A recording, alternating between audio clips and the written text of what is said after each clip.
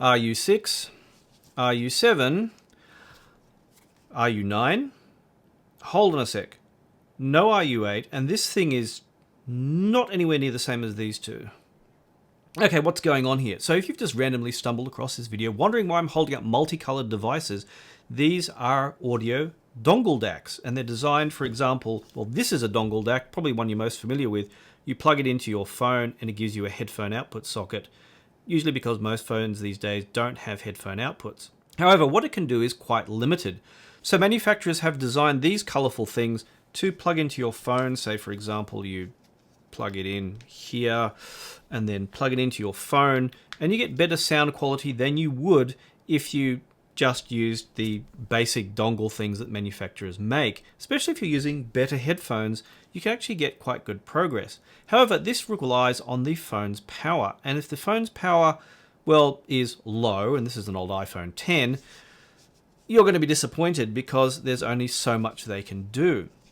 So Cayin has come out with a super dongle DAC, one that magnetically attaches to the back of your phone, either with or without the case, and this with a battery inside and even vacuum tubes to give you that nice harmonic sound of, well, things like this amp, and it has some substantial power. It also has the option, a lot like devices such as this BTR17, which has two USB ports, one for extra power. Cayin have done the same thing. They've added an extra USB port in which you can plug in and get up to 1 watt of power for your headphones. And the output, of course, is via a 4.4mm Pentacon socket, which is, well, yeah, the kind of balanced connector that is used by, well, audiophiles these days. The downside to this whole thing is the battery life is, well, kind of crap. It's under 5 hours, and it's kind of around what you get for something like a Cord Mojo. So that's not ideal. It's like the old saying goes, normally it's, size, battery life, power, pick two. In this case, it's power, so-so battery life, and, well, it's a lot bigger than a regular dongle DAC. Although if the size doesn't bother you, well, then you've got your 2 out of 3. Now, if you're familiar with Cayin gear, and I told you that it has 2 different tube timbre modes as well as solid state mode, yeah, you'll understand what I'm talking about. This inside it has what's called a Korg new tube, which is visible through to the front. Now, we've seen this kind of thing in Cayin's N3 Ultra tube DAP, and that gives you that nice harmonic tube sound that you can get from some high-end gear. However, instead of the new old stock sub-miniature tubes, this uses what's called a Korg new tube. Now, the Korg new tube is based on display technology. So it turns out that the same kind of circuit used that causes vacuum tubes to glow can be used in display technology for very large displays. But also, because it uses a similar kind of circuit, Korg rejigged the technology from the manufacturer to work as a audio vacuum tube. And it has the advantage of using less power, outputting less heat, and having, well, still some issues about making ringing noises in your ears if you don't damp them well, but this tends to do that pretty well. But the net result is a portable device, battery powered, that you can plug into a computer, phone, or what have you, and you can get out good quality audio through your headphones. Now, in terms of functionality, it had some limitations when I used it. Now, you pressing the power button on the side will light up the display when it's powered on. The problem with this is that the display and the symbols are pretty small. Even though this is a 4K video, you can probably see that some of the indicators are pretty tiny. So if your vision is not great, you're going to have some issues. The volume control is a rotary encoder on the side. Now, rotary encoders, as you can see, are not entirely reliable. Rotary encoders you'll find everywhere. You'll find them on players. They're on my R27HE here. They're even on my microwave. And as you know, sometimes you're trying to do things precisely, sometimes you don't get kind of the result you expect. And the problem with this control is if I want to really rapidly change the volume, well, yeah, it's a little bit tricky. It doesn't always work perfectly. The other thing is if the display is off, which a feature that annoyed me is if I then change the volume control, it will adjust, but the display doesn't come on to tell me what level it's at, and I have to turn it on to check. The other thing is the timbre mode button on the side, which will change the tube timbre mode. You can switch between solid state and modern timbre and classic timbre. Now, the difference between these is probably more noticeable in the measurements that Cayin provide. First of all, Cayin optimizes their designs around the balanced headphone output. If you use the single-ended output, the crosstalk between the left and right channels is higher, which means the soundstage will be smaller. Similarly, if you go from solid state mode to tube mode, say the modern mode, the crosstalk increases and the soundstage narrows. And in classic mode, even higher, and it narrows even more. Now, there are probably some differences in the harmonics of the sound, and it's kind of probably okay to use it in classic mode if you're listening to maybe, say, old jazz, as I sometimes do, where they tended to put the piano in mono in the middle along with any singer, and then dump the other instruments in either the left or the right channel, and it sounds really left and right. Having some crosstalk or affecting some crossfade is okay, but with a lot of music, it just ends up sounding a lot narrower. But I did like the modern mode in the end, which does add some harmonics to the music. And also because I tend to find that the DACs in these things, that is the digital to analog converters, tend to sound a little bit unnatural to me. Now, granted, I'm used to very good audio gear. So anything lower down in the scale, and the 4493 DACs inside the RU9 are lower down on the scale, they tend to make instruments sound maybe just a touch edgy, a touch harsh, especially things like pianos, violins, cymbals, and the like, tend to sound a little bit unnatural to me. Now, granted, it's a relative thing. I'm used to high-end gear, but if I come in the morning and the first piece of gear I listen to music with is something like the RU9, it's less of an issue. But if I've just been listening to some of the better gear and I switch to the RU9, it's very noticeable to me. Now, there are some slight ways you can tweak the sound of the RU9 inside the menu system, which is accessible by a long press of the timbre button, as well as being able to change between 3 different gain levels. You could also change the digital filter settings in the DACs, and you may or may not notice a difference between those settings. Different filters affect the sound, especially things like phase, so you may notice like the soundstage change in subtle ways, depending on the music you're listening to. One other way that the music can be changed is through the DC input mode.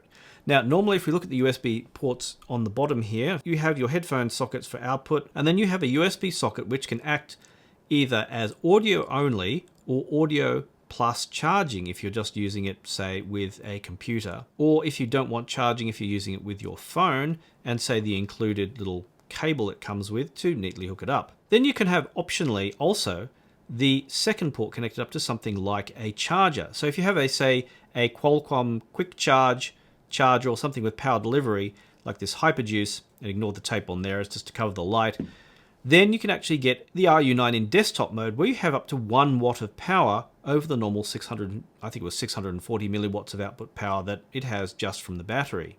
Now, that 1 watt of power sometimes has some useful effect, and that's a good chance to talk about headphone drive.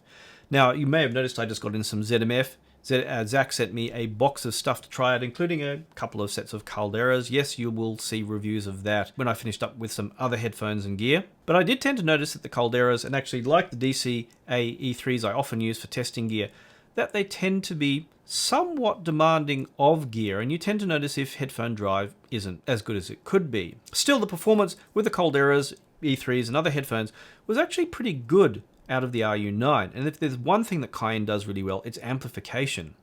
Now, granted, you get the best results out of the 4.4mm socket, so this is more a device for people who have more modern hi-fi, or it's now head-fi, high-quality headphones, and that's where you'll get the most benefit. With the DC mode engaged, the sound is actually 3 decibels louder as I measured it.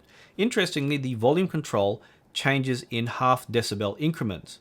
So what I would do is I'd listen to music in battery mode, pause it, switch to DC mode, and then turn the volume down 6 clicks to get your 3 decibels down, and then you can listen again to see if there was any difference. Now, this isn't the most ideal, but I did notice that most of the time there wasn't a lot of difference, so it sounded much the same. But say with full-sized headphones, especially ones that require maybe a little bit more power to get the most out of them, that in DC mode, sometimes music with more bass punch did sound, well, punchier and better, sharper bass than with just battery mode engaged. So while it wasn't a dramatic change, in some cases it could be just that little bit better, which can make music a little bit more satisfying. And that makes the RU9 kind of useful as a portable desktop device for people who like to take things into offices or cafes or hotels, but without taking, a substantial stack of gear like I sometimes do with the Hugo 2. That does make it something of a Mojo competitor. And an interesting comment I saw from someone who owned a Mojo 2 and now owns an RU9 is they like the RU9 better. Now, the Mojo 2, and I don't have a Mojo 2 here at the moment, has the advantages, of course, of being more technically accurate than something like an RU9, but it also has that highly sophisticated, perceptually lossless EQ built in. But if you want something like tube harmonics and you like the tube harmonic sound better, then you might like the RU9 better. Similarly, if you listen to very sensitive IEMs, and this is the other extreme of the range, I get out the very sensitive IEMs from Campfire Audio, such as the Solaris, for testing the amplification for hiss. Now, most IEMs don't have that problem, but for people who do listen with very sensitive IEMs, I put it in low gain mode, and then I play a track of complete silence, basically digital silence, to engage the amplification, which switches itself off when music isn't playing, and then listen to see if there's any background hiss. And at normal listening levels, there was a very tiny amount, but nothing that particularly disturbed me.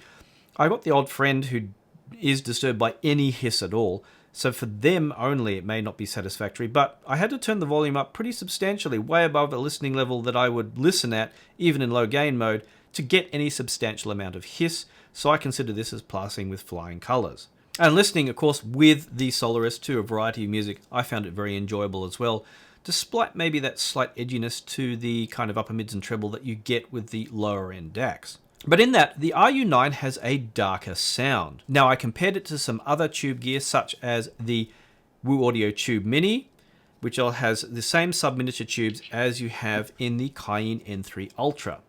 Now, the Cayin N3 Ultra, to start with, sounded more kind of open and airy if I was using the RU9 in battery mode, and I tended to find that the performance maybe was a little bit better.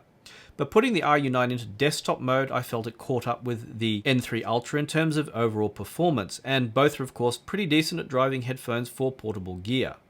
Similarly, the Wu Audio Tube Mini, which is really strictly only a headphone amplifier, well, it does have some trickiness to set up in that, well, if you plug your headphones in and set up everything up in the wrong order, you do get loud pops, which isn't ideal. I do find the Wu Audio Tube Mini to be the nicest sounding of the portable tube gear I have here.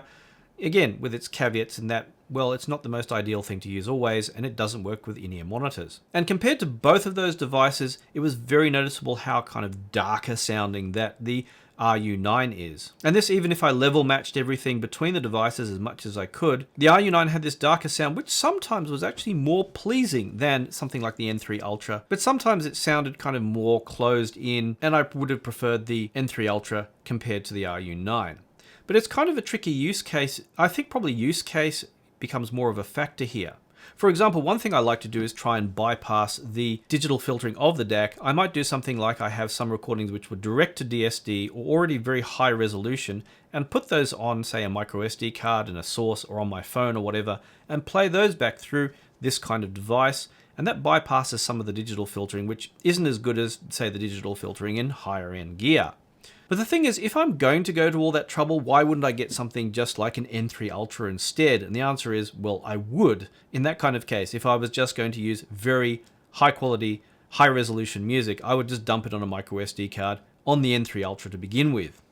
However, if you have something like special software on your, say a phone, especially an Android phone, which can output high-res to devices such as this, then you might actually find this to be pretty ideal. The main and obvious negative thing about this is the less than 5-hour battery life.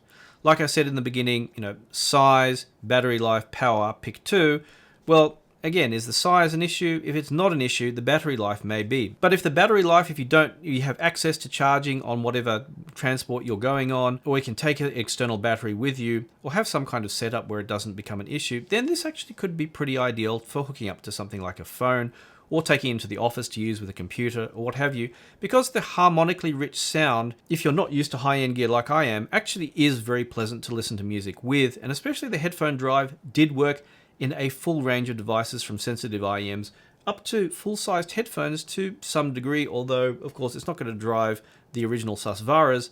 It will drive a lot of modern headphones actually pretty decently as things go. At the moderate volumes I listen to, I could even get the old Cradle to the Grave track, which has very, very low bass rumble, not to clip, and especially if I use DC mode, it did push it above the level at which, yeah, I wouldn't clip for me, unless I listen at volumes which I just would not listen at, which would be well over 90 dBs, and definitely well over 100. As always, thanks to all my patrons for supporting my work. If you'd like to become one, the links in the description are below.